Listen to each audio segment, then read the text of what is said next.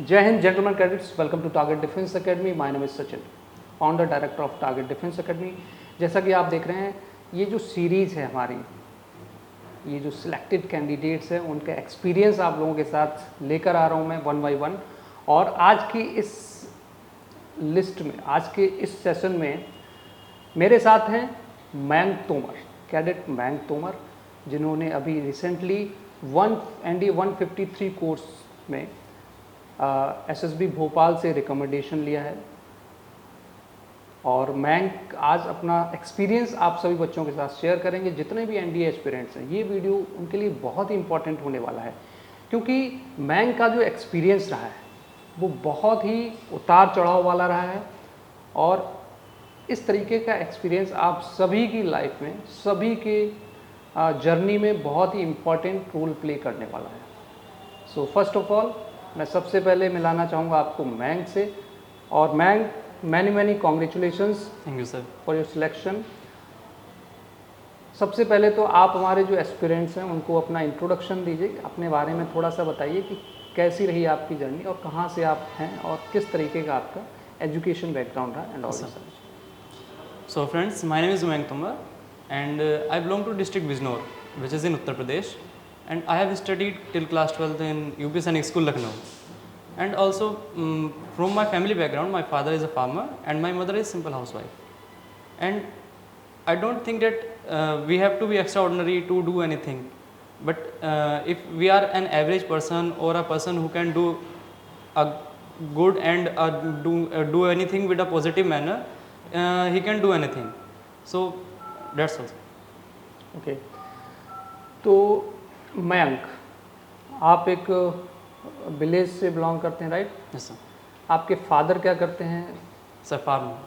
जो father is farmer. Yes sir. तो बहुत सारे बच्चे हैं जो जिनके फादर फार्मर हैं, Yes sir. उनको ऐसा लगता है कि मेरा बैकग्राउंड बहुत स्ट्रांग नहीं है, क्या मैं NDA कर पाऊंगा या नहीं कर पाऊंगा। Sir.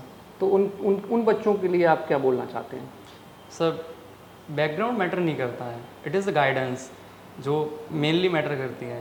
उसके अलावा अगर हम सही तरीके से पढ़ पा रहे हैं और अपने टाइम को यूटिलाइज़ कर रहे हैं, उसको ख़राब नहीं कर रहे, तो it is sir. What's the role of English communication skills? कि अगर आपकी कम्युनिकेशन अच्छी है तभी आप रिकमेंड हो पाएंगे, या जो बेसिक, जो मीडियम स्टूडेंट्स हैं जिनकी कम्युनिकेशन बिल्कुल बेसिक है, जो ईजिली केवल कन्वे कर पा रहे हैं चीज़ों को, तो इसमें आप किस नज़रिए से देखते हैं? कि sir, I am the person जो सिर्फ अपनी बातों को कन्वे कर पाता हूँ, मेरी कम्युनिकेशन इतनी अच्छी नहीं है। और सर मैं बताऊँ कि मेरा इंटरव्यू भी ज़्यादा से ज़्यादा हिंदी में ही चला है, क्योंकि इंग्लिश में बोल रहा था और सर को भी लगा कि मैं इतनी अच्छे से इंग्लिश नहीं बोल पा रहा हूँ, वो भी अनकम्फर्टेबल थे मेरे साथ उस टाइम पे, तो उन्होंने कहा कि हिंदी में करते हैं बातचीत, तो इंग्लिश मैटर नहीं करती है सर। ओके, अगर और ये जो सेम चीज़ है, सर, ये मैं कई सारे वीडियोज़ में ऑलरेडी डिस्कस भी कर चुका हूँ कि what's the role of English communication in SSB interview.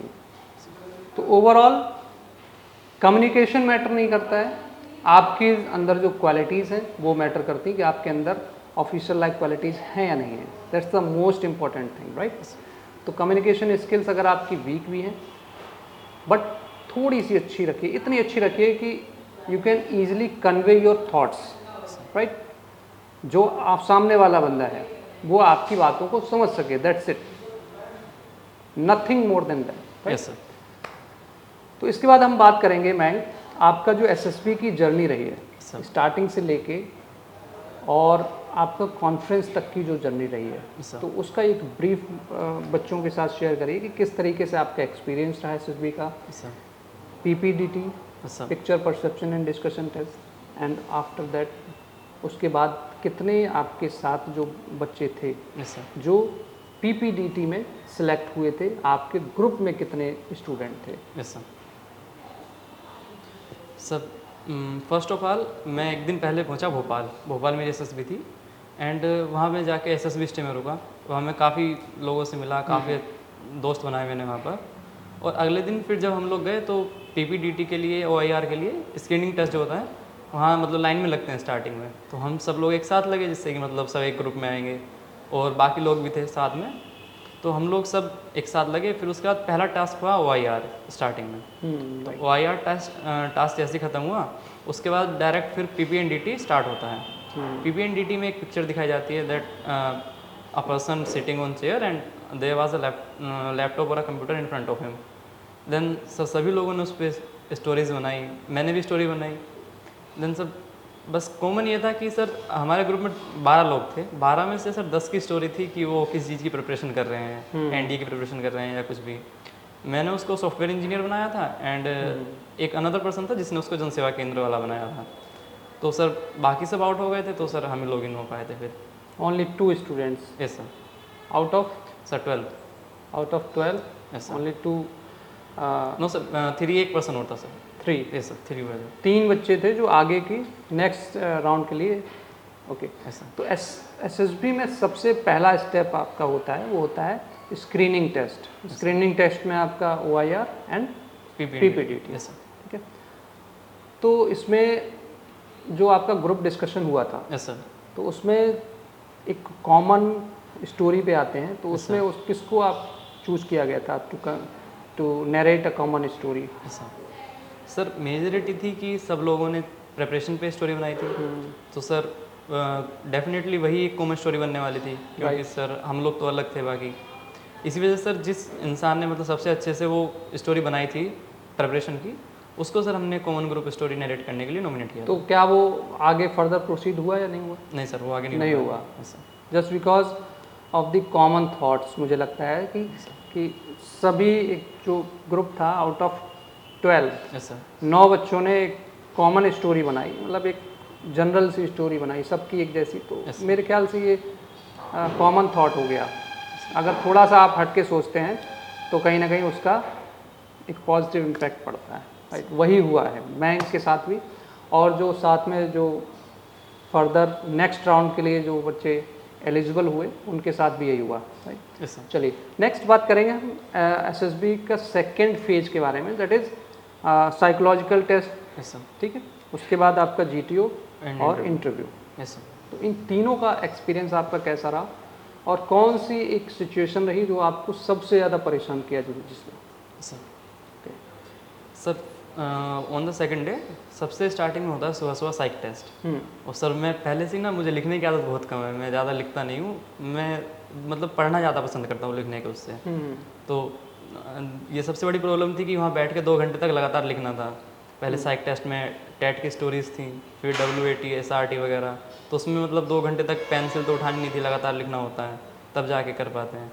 तो मेरे हिसाब से सबसे ज़्यादा चैलेंजिंग टास्क मेरे लिए यही था कि कैसे मैं वो 2 घंटे तक लगातार लिख पाऊँगा। फिर साइक टेस्ट हुआ तो वो काफ़ी अच्छा गया मेरा, जितना मैंने सोचा था उससे तो काफ़ी अच्छा गया। और साइक टेस्ट ख़त्म होते ही जो सबसे पहले इंटरव्यू मेरा ही हो गया फिर तुरंत ही। साइक टेस्ट इट मीन्स इंटरव्यू आपका ओवरऑल जो प्रोसेस होता है वो कभी भी हो सकता है ना? Yes sir. इंटरव्यू आपका GTO के बाद भी हो सकता है, इंटरव्यू आपका GTO से पहले भी हो सकता Yes, है, sir. आपका साइक के टाइम भी हो सकता है इंटरव्यू। Yes, ठीक sir. है, तो इंटरव्यू के लिए आप कभी भी आपको उठा के बोला जा सकता है कि आपका इंटरव्यू आने वाला, chest number this ready for the interview. Yes sir. तो इंटरव्यू का कोई भी टाइम फिक्स नहीं होता है, फर्स्ट थिंग।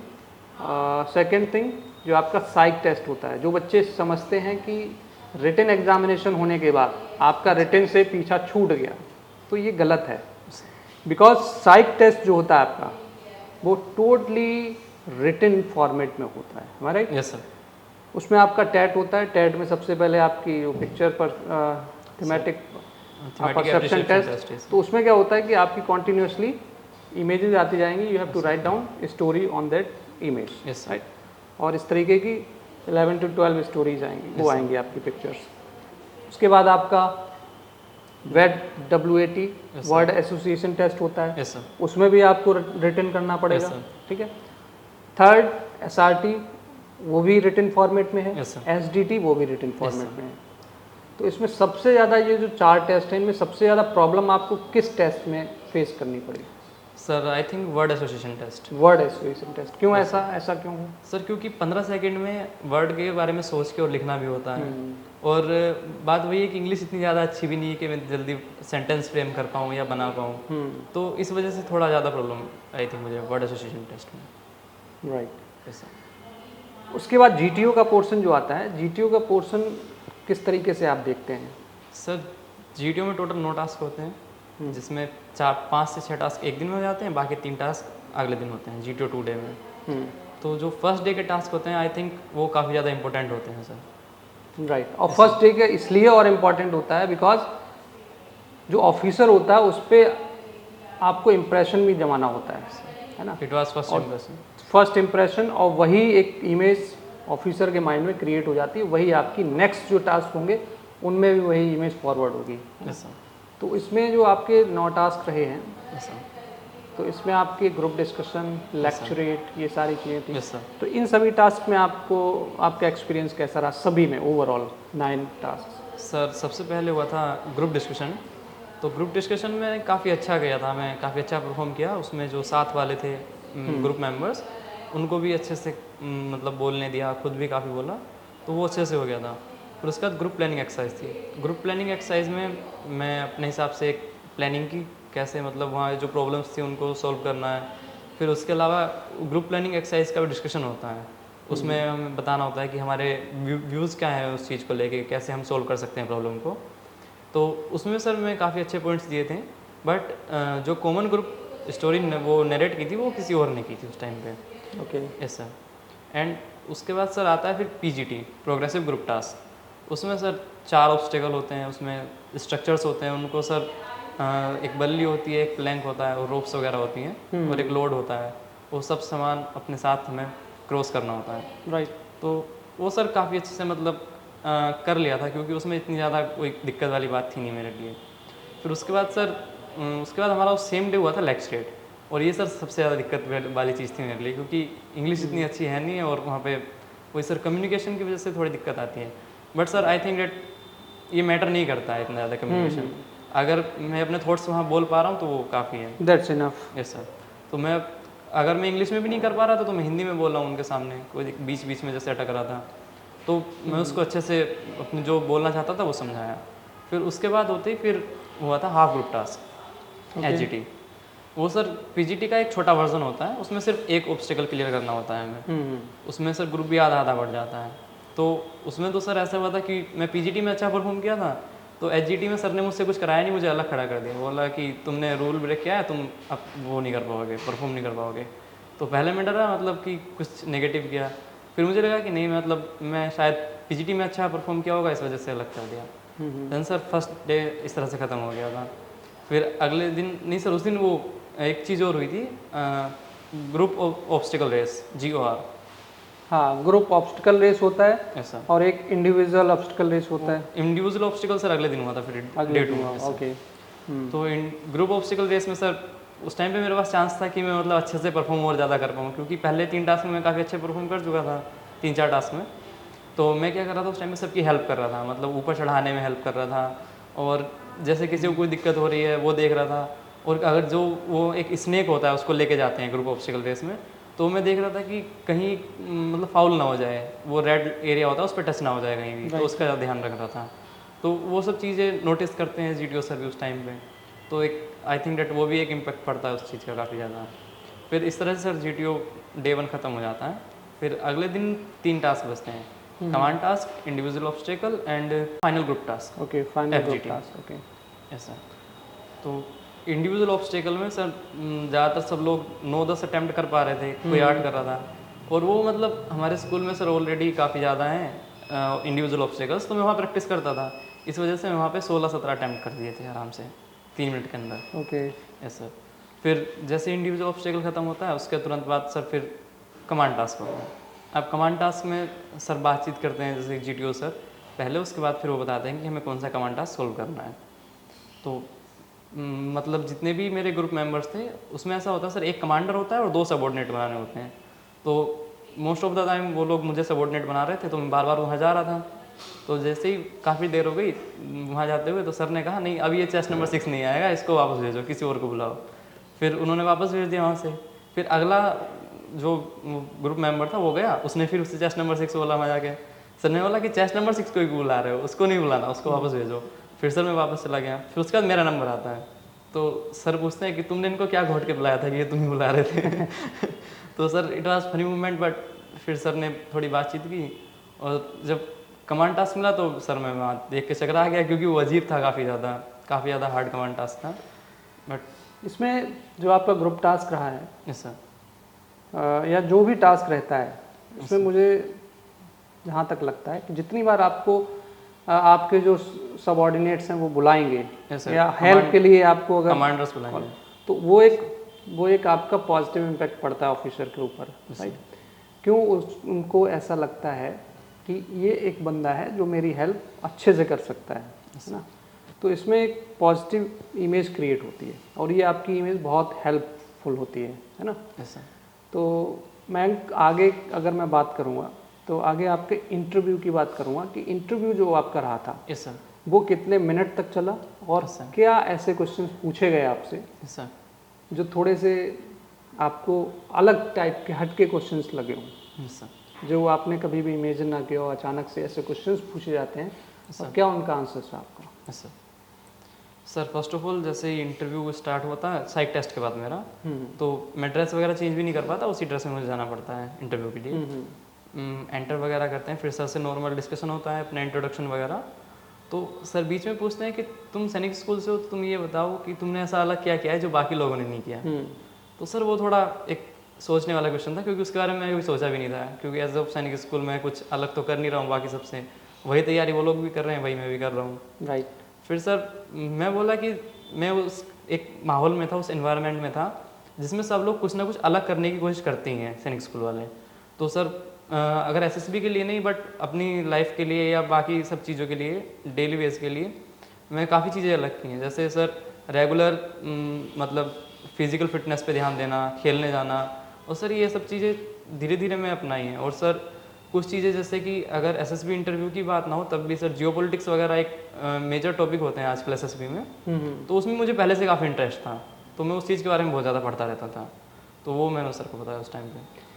इंटरव्यू में एक बहुत खास चीज़ होती है, जितने भी एस्पिरेंट्स हैं उनको ये जानना बहुत ज़रूरी है कि इंटरव्यू में अगर आप कोई भी वर्ड बोलते हैं, कोई भी सेंटेंस बोलते हैं, इवन कोई भी आप इंफॉर्मेशन इंटरव्यूअर को देते हैं, तो कहीं ना कहीं क्वेश्चंस आपके वहीं से जनरेट होंगे। Yes sir. जो आप बोलते जाएंगे क्वेश्चंस वहाँ से जनरेट होते जाएंगे। और अगर आपने कोई कुछ भी बोला, अगर आपको उसकी डीप नॉलेज नहीं है तो आई थिंक आपको नहीं बोलना चाहिए, उसको अवॉइड करना चाहिए। लेकिन अगर आपने बोला है तो फिर उसकी डिटेल नॉलेज आपके पास होनी चाहिए। सपोज आपने क्रिकेट, फुटबॉल या किसी स्पोर्ट्स एक्टिविटीज़ को आपने इन्वॉल्व किया, राइट, तो फिर आपके क्वेश्चंस वहीं से जनरेट होने स्टार्ट हो जाएंगे कि वॉलीबॉल अगर आपका फेवरेट स्पोर्ट्स है तो उसमें से क्वेश्चंस बहुत ज़्यादा बनेंगे और तब तक बनते रहेंगे जब तक आप फंस नहीं जाएंगे कहीं ना कहीं, है ना। उसके बाद वो टॉपिक चेंज होता है। तो कहीं ना कहीं अगर आप इंटरव्यूअर को अपने हिसाब से क्वेश्चंस बनाने पे मजबूर कर देंगे तो कहीं ना कहीं आप उसमें बहुत सक्सेसफुल हो जाएंगे। मौका नहीं देना है कि वो अपनी तरफ से ऐसे क्वेश्चंस जनरेट करे जिसके आंसर आपको नहीं पता है, है ना। तो इसका बहुत बड़ा इम्पैक्ट पड़ता है। तो इंटरव्यू के बाद आता है कॉन्फ्रेंस। कॉन्फ्रेंस में आपका क्या रहा, कैसे कितने मिनट तक आप कॉन्फ्रेंस रही और क्या आपको उम्मीद लग रही थी जब आप कॉन्फ्रेंस हॉल में एंटर कर रहे थे, वहाँ पे कौन कौन से ऑफिसर्स अवेलेबल थे? सर जब स्टार्टिंग में एसएसबी देने गया था तो मुझे ये भी नहीं लगता था कि मैं स्क्रीन इन हो जाऊँगा, बट सर बाद में स्क्रीन इन होने के बाद जो अच्छी परफॉर्मेंस रही साइक टेस्ट में, इंटरव्यू में, जीटीओ में, तो कहीं ना कहीं अंदर से था कि हाँ रिकमेंड हो सकता हूँ। फिर उसके बाद जैसे मैं कॉन्फ्रेंस के लिए वेटिंग में बैठते हैं, वहाँ बाहर के मतलब बाहर 3-4 चेयर लगी होती हैं, वहाँ वेटिंग टाइम होता है, उसके लिए बैठते हैं थोड़ी देर। तो 10 सेकंड बाद ही मुझे बुला लिया, 10 सेकंड का वेटिंग टाइम था, उसके बाद अंदर बुलाते हैं। देन वो सिर्फ एक क्वेश्चन पूछते हैं, at what do you think that you will get recommended और नॉट। तो मैं बोला yes sir I will definitely get recommended. तो उन्होंने उस टाइम पे भेज दिया, तो मैं तुरंत बाहर आया, तो मैं खुश हो रहा था अंदर ही अंदर कि हाँ मैं अब शायद रिकमेंड हो जाऊँगा, क्योंकि चांस है। अब क्वेश्चन भी ऐसा ही पूछा है उन्होंने। तो फिर मतलब सब लोग उस टाइम पे टेंशन में थे, और लंच वगैरह हुआ, सब लोग काफ़ी ज़्यादा टेंशन में थे कि कौन रिकमेंड होगा कौन नहीं। किसी ने खाना वगैरह भी नहीं खाया, मैं आराम से बैठ के खाना खा के आया कि अब तो पता है कि रिकमेंड हो जाऊँगा। तो ओवरऑल क्या होता है कि कई बार एक कन्फ्यूजन क्रिएट हो जाती है कि मेरे तो कॉन्फ्रेंस में केवल 5 सेकंड लिए और तुरंत पूछा और बाहर कर दिया, मेरा तो कॉन्फ्रेंस 15 मिनट तक चला, तो इसके क्या इंडिकेशंस हैं? तो मैं आपको बता दूं कि जो बच्चा बॉर्डर पे होता है, जैसे सपोज 1920 बिल्कुल बॉर्डर पे है कि इसको इन किया जाए या आउट किया जाए, तो मोस्ट प्रोबेबली उसके जो कॉन्फ्रेंस का जो टाइम ड्यूरेशन है वो ज़्यादा ही रहता है। तो अगर आपका 10 सेकेंड्स 15 सेकेंड्स इस तरीके का अगर आता है, या 5 मिनट 2 मिनट आपकी कॉन्फ्रेंस चलती है, तो उन केसेस में क्या होता है कि मोस्ट प्रोबेबली आपके चांसेस होते हैं या तो आप कंप्लीटली इन हैं या कंप्लीटली आउट हैं। ठीक है, जो बच्चे कंप्लीटली आउट होते हैं उनका भी टाइम ड्यूरेशन ज़्यादा नहीं होता है, because they don't want to waste time on that particular student. Because अगर वो बच्चा आउट है, काफ़ी दूर है टारगेट, तो कहीं ना कहीं उस पर ज़्यादा टाइम नहीं लेते। जो बच्चा बॉर्डर पे सबसे ज़्यादा टाइम उसी पे होता है, या जो बच्चा फाइनली इन हो गया है, पता है कि ये तो इसका सिलेक्शन पक्का है, तो उस पर भी ज़्यादा टाइम नहीं देते हैं। तो मयंक आपके साथ यही हुआ है कि आपका 10 सेकेंड, विद इन 10 सेकेंड्स उन्होंने एक क्वेश्चन पूछा और आपको बाहर कर दिया। इट मीन्स मोस्ट प्रोबेबली आपका ये रहता है कि आप इन हैं। ठीक है, चलिए, तो इसके बाद बात करेंगे मेडिकल प्रोसीजर के बारे में। मेडिकल, इस समय मेडिकल प्रोसीजर में काफ़ी अच्छे बाहर हो जाते हैं, TR मिलता है या PR मिलता है। तो मेडिकल तो आपका फाइनल हो चुका है, और इस बार जो मेडिकल आउट होने का जो रेशियो वो काफ़ी ज़्यादा है in comparison to the last few years. चलिए, मेडिकल में तो कुछ नहीं किया जा सकता है। अगर आपका बॉडी आपकी फिट है, इंटरनल ऑर्गन्स फिट हैं, तो आप ईजिली मेडिकल इन हो जाएंगे, तो उसके लिए ज़्यादा कुछ सोचने की ज़रूरत नहीं है। तो अब बात करेंगे मयंक के पर्सनल एक्सपीरियंस, पर्सनल लाइफ से जुड़ी हुई कुछ ऐसी चीज़ें जो बच्चे बोलते हैं कि मैं तो भाई गांव से हूँ, मेरा फैमिली बैकग्राउंड अच्छा नहीं है, मेरे पापा ऑफिसर नहीं, मेरी फैमिली में कोई दूर दूर तक ऑफिसर नहीं है, क्या मैं ऑफिसर बन सकता हूँ? ऐसे क्वेश्चंस बहुत सारे बच्चे अपने माइंड में लेके घूमते रहते हैं। ठीक है, और एक नेगेटिव एक धारणा बना लेते हैं। ठीक है, तो क्या किस हद तक ये चीज़ें सही हैं? सर, ये बिल्कुल भी सही नहीं है जहाँ तक मैं जानता हूँ, क्योंकि सर मेरी पूरी फैमिली बैकग्राउंड में कोई भी आर्मी से रिलेटेड नहीं है, कहीं भी दूर दूर तक। उसके अलावा सर बस इतना है कि मैं सैनिक स्कूल से पढ़ा हूँ, एक ये पॉइंट हो सकता है। एंड सर गांव से होना ख़राब बात नहीं है, वो भी अच्छी बात है, क्योंकि आजकल ये नहीं कह सकते कि गांव के लोग शहर वालों से कम है या शहर के गांव वालों से कम है। कोई भी ऐसा। आपका कोई ऐसा मोमेंट रहा हो जो life changing moment which you want to discuss with the aspirants? Sir, I was in class 11 in Sainik school, and sir उस टाइम पे मैं इतना अच्छा ज़्यादा पढ़ नहीं पा रहा था, या फिर कोविड के बाद सर कुछ ऐसा हुआ जिससे कि मैं पढ़ा नहीं, मतलब थोड़ा ऑनलाइन गेमिंग वगैरह, या फिर सर ऐसे टाइम बर्बाद करता रहा। देन सर 11th के एंड में जाते जाते थोड़ा लगा कि नहीं, अब पढ़ना चाहिए वरना फेल हो जाऊंगा। और सर हमारे स्कूल में ऐसा है कि अगर एक भी सब्जेक्ट में फेल है तो स्कूल वाले निकाल देते हैं। Right, yes sir. देन मुझे समझ में आया कि मैं केमिस्ट्री में तो फेल हूँ, फाइनल एग्ज़ाम हो रहे थे उस टाइम पे, और जब पेपर दे गया तभी पता लग गया था कि अब तो पास होने वाला हूँ नहीं किसी भी तरीके से। तो सर फिर मैं सोचा कि अब पढ़ना पड़ेगा, तो तब सर उस टाइम से मैं थोड़ा ज़्यादा पढ़ना स्टार्ट किया। फिर सर धीरे धीरे वो अब बाद में रिजल्ट आना स्टार्ट हुआ कि हाँ उस टाइम पे जो पढ़ रहा था, क्योंकि उस टाइम पहले जब 11th में था कितना ही पढ़ रहा था उससे कुछ फ़ायदा हो नहीं रहा था। एक बार फेल हो गया तो फिर भी पता नहीं कैसे स्कूल से ग्रेस मार्क्स मिले और मैं पास हो गया स्कूल में। अगर उस टाइम पे मैं फेल हो जाता तो फिर मैं कुछ ना कर पाता, क्योंकि यहाँ से फेल होकर घर जाता, फिर से 11th करता, और सर वो NDA वगैरह सब कुछ दूर रह जाता मेरे से। मैं सोचता हूँ सर स्कूल से भी काफ़ी ज़्यादा इस चीज़ की मतलब मीन्स 11th में फेल होने के बाद भी आपने हिम्मत नहीं हारी, और 11th में ग्रेस मार्क से पास होने के बाद फिर 12th में अपने आप को रिकवर किया और फाइनली NDA में रिकमेंड हो गए। दैट्स अ ग्रेट थिंग, और ये बहुत बच्चों को इंस्पायर करेगा, उन बच्चों को जो बच्चे सोचते हैं कि मैं अभी प्रेजेंट टाइम में बहुत कमज़ोर हूँ पढ़ाई में। ठीक है, तो बेटा प्रेजेंट सिचुएशन क्या है या बैक में आपने क्या किया है वो ज़्यादा मैटर नहीं करता। अगर आप लाइफ में सक्सेसफुल होना चाहते हैं, अगर आप NDA क्रैक करना चाहते हैं, तो अभी से अगर आप उसकी प्रिपरेशन में बिल्कुल डेडिकेशन के साथ लग जाएंगे तो कोई भी आपका टारगेट होगा उसको आप अचीव कर सकते हैं, यस है ना। तो आप हो सकता है कि बहुत सारे बच्चे ऐसे हों जिनका 10th में मार्क्स अच्छे ना हो, 11th में मार्क्स अच्छे ना हो, सर। बट वो बच्चे भी एनडीए क्वालिफाई कर सकते हैं। और कई बार मैंने ऐसे केसेस भी देखे हैं जो बच्चे एनडीए में क्वालिफाई कर जाते हैं, उसके बाद 12th में फेल हो जाते हैं। सर। कई बार ऐसे केसेस मैंने देखे हैं कि एनडीए फाइनली रिकमेंड हो गया, सब कुछ हो गया, उसके बाद बच्चा 12th में फेल हो गया। ये उन बच्चों के साथ होता है जो बच्चे 12th अपेयरिंग होते हैं और फर्स्ट टाइम अपना एग्जामिनेशन दे रहे होते हैं सितंबर का, यस सर। राइट। तो ऐसे केसेस भी होते हैं। कई बार जो बच्चे 40% मार्क्स लेके आते हैं वो भी एनडीए क्वालिफाई करके एनडीए में ऑफिसर बन जाते हैं, यस सर। है ना। तो exams percentage it doesn't matter, specially in the national defence academy, right. Yes sir.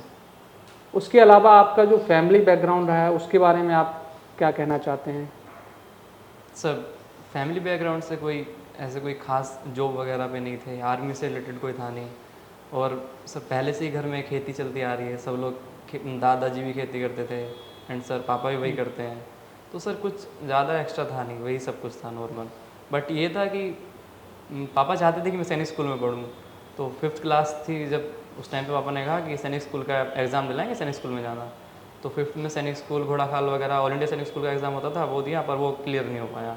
फिर 6th में सैनिक स्कूल लखनऊ का एग्ज़ाम हुआ था 7th क्लास के लिए, तब वो क्लियर हुआ, फिर मैं यहाँ आया।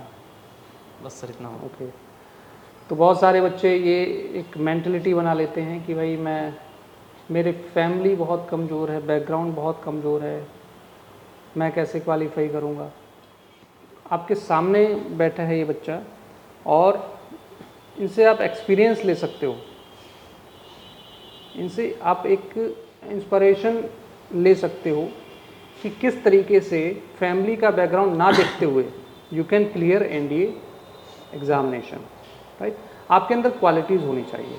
ऐसे बहुत से एग्जाम्पल हैं, ऐसे बहुत से स्टूडेंट्स हैं जिनसे मैं आपको कभी मौका मिलेगा तो मिलाऊंगा, जिनका फैमिली बैकग्राउंड बहुत कमज़ोर होते हुए उन्होंने एनडीए को क्वालिफाई किया। और एनडीए एग्ज़ामिनेशन ऐसा होता है जो कि 12th के बाद, जैसे ही आप 12th पास करते हैं, सबसे बेस्ट अपॉर्चुनिटी होती है एनडीए में अगर आप एंट्री ले लेते हैं। तो इससे बड़ी अपॉर्चुनिटी मुझे नहीं लगता है कोई भी इंडिया के अंदर है जो 12th के जस्ट बाद ही आपको एक गजेटेड ऑफिसर की जॉब देता है, वो भी इतनी रेपुटेड, राइट। तो एनडीए में ट्रेनिंग के बाद 3 साल की ट्रेनिंग, उसके बाद 1.5 साल का आपका आईएमए में एक्सपीरियंस रहेगा। 1 साल का। हाँ, 1 साल का हो गया। Yes sir. 1 साल का आपका आईएमए में एक्सपीरियंस रहेगा, ठीक है।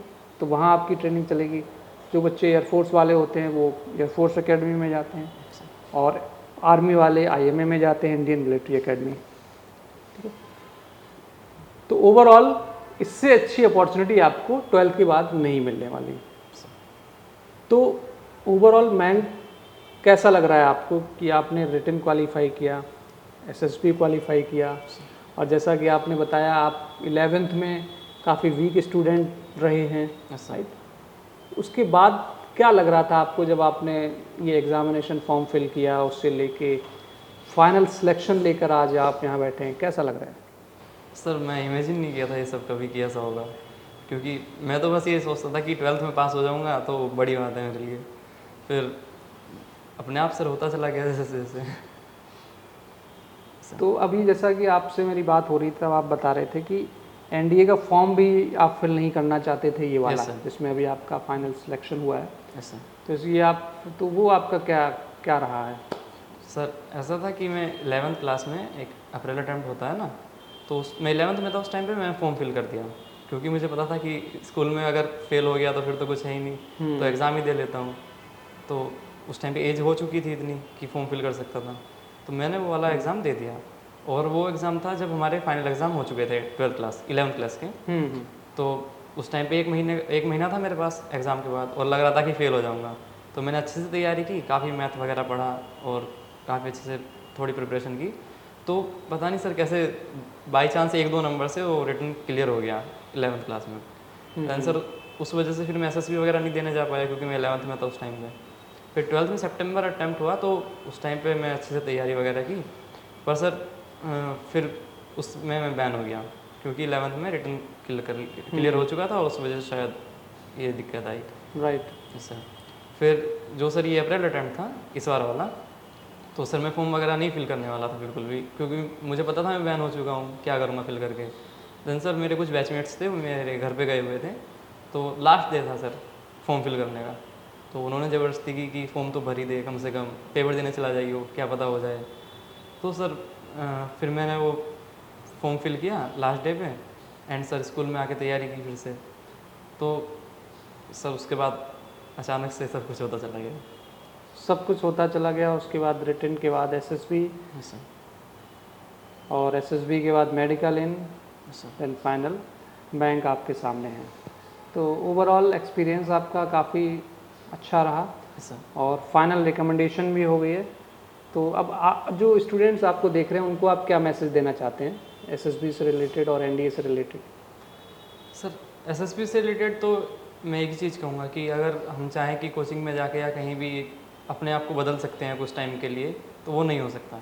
जो पहले से अंदर है वो तो सर वहाँ जाके शो हो ही जाता है। हाँ, अगर आपको ये लगता है कि 14 डेज एसएसबी के sir. प्रोसीजर से आप पूरा अपने आप को चेंज करके सिलेक्शन ले लेंगे, दैट्स नॉट फेयर, क्योंकि क्वालिटीज़ जो आपके अंदर हैं उनको चेंज करने के लिए काफ़ी टाइम लगता है। सर रिटन की आप प्रिपरेशन बिल्कुल कर सकते हैं with in 6 months, 1 year course में आप रिटन की प्रिपरेशन करके क्वालिफाई कर सकते हैं। But SSB is not like this, right. SSB के लिए आपको अपनी जो क्वालिटीज़ हैं वो इम्प्रूव करने पड़ेंगी। तो एसएसबी के लिए बच्चों को आप क्या गाइड करना चाहते हैं, something special which you want to guide to the students? Sir मैं चाहता हूँ कि जो अपने अंदर क्वालिटीज़ होती हैं और जो नेगेटिव क्वालिटीज़ होती हैं वो हर इंसान को पता होती हैं, और हम ना चाहते हुए भी अपनी नेगेटिव क्वालिटीज़ पे वर्क नहीं करते। आई थिंक डेट सर अगर एसएसबी में अपीयर होना है और अच्छा परफॉर्म करना है तो उसके लिए वो जो नेगेटिव क्वालिटीज़ हैं उनको हमें चेंज करना होगा, और वो कुछ टाइम में तो होंगी नहीं। इसलिए अगर अभी से हम लोग चाहेंगे उसको चेंज करना, देन वो चेंज हो पाएंगे, उसमें काफ़ी टाइम लगता है। तो मैं तो यही चाहूँगा कि उनको एनालाइज करें और ठीक करें। ओके, तो ओवरऑल आपका जो एनवायरनमेंट रहा है जिसमें आपने पढ़ाई की है, जहाँ पे आप रहे हैं, जहाँ से आपने एजुकेशन ली है और जहाँ से आपने ओवरऑल गाइडेंस ली है, ओवरऑल वही एक इम्पॉर्टेंट रोल प्ले करता है आपके एसएसबी में। ऐसा नहीं कि 14 डेज़ 21 डेज़ में आप सब कुछ बदल के एसएसबी में एंट्री ले लेंगे, ऐसा नहीं है, ठीक है। सेकंड मोस्ट इम्पॉर्टेंट थिंग, आप जो आपका रियलिस्टिक अप्रोच रहेगा अगर एसएसबी में, कि जो आप हैं एक्चुअल में वही आप अगर दिखाएंगे तो आपको थोड़ी कम प्रॉब्लम होगी, है ना।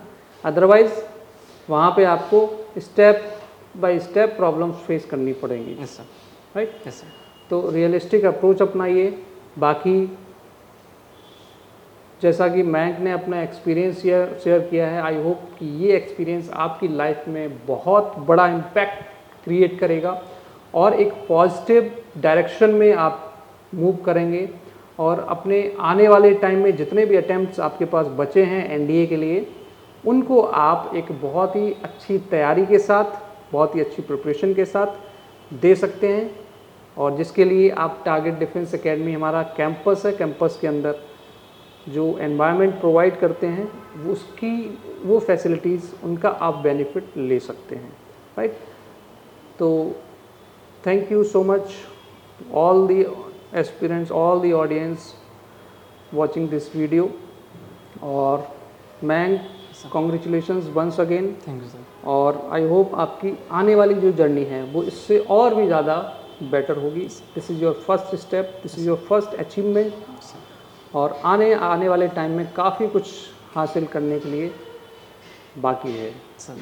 तो congratulations and all the best for your upcoming events, upcoming activities, right. तो बाकी मिलते हैं जब भी आप एनडीए में जाएंगे, कैंपस में जाएंगे, एकेडमी में जाएंगे, and I will be there with you all guys. काफ़ी सारे स्टूडेंट्स वहाँ पे मिलेंगे, तो मैं वहाँ पे आप लोगों से जल्द ही मिलूँगा जब आप वहाँ पे एकेडमी में पहुँचेंगे, ठीक है।